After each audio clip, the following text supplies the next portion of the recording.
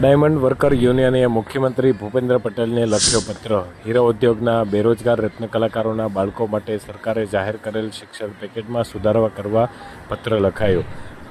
13,500ના બદલે સંપૂર્ણ ફી સરકાર ભરે તેવી માગણી આ પત્રમાં કરવામાં આવી છે। હીરા ઉદ્યોગમાં મજૂર કાયદાનું ઉલ્લંઘન થતું હોવાનો પણ ઉલ્લેખ પત્રમાં કરવામાં આવ્યો છે।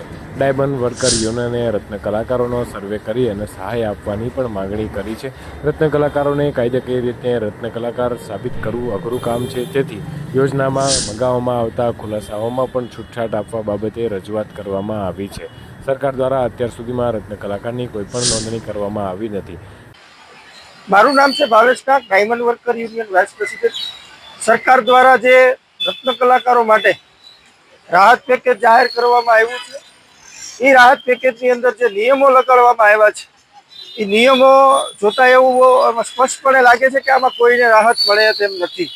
તે બાબતે જે મુખ્યમંત્રી દ્વારા બનાવવામાં આવેલી કમિટી હતી, એ કમિટીને અમે લેટર લખવામાં આવ્યો છે કે નિયમોને આસાન કરવામાં આવે। 31/3/2024 પછી કોણ બેરોજગાર છે એનો સર્ટિફિકેટ કોણ આપશે? સરકાર પાસે રત્ન કલાકારોના રજીસ્ટ્રેશન નથી। કંપનીઓ લેબર કાયદા મુજબ પગાર સ્લીપ કે હાજરી કાર્ડ કે કોઈ વસ્તુ આપતી નથી, તો કઈ રીતે રત્ન કલાકારોને એની આઈડેન્ટિટી પ્રૂફ કરવી? આ બાબતે અમે રજૂઆત કરી છે અને 30 થી 50% રત્ન કલાકારોના પગાર ઘટી ગયા છે, તો એને પણ આ સ્કીમનો લાભ આપવામાં આવે, એમનો પણ આ સમાવેશ કરવામાં આવે।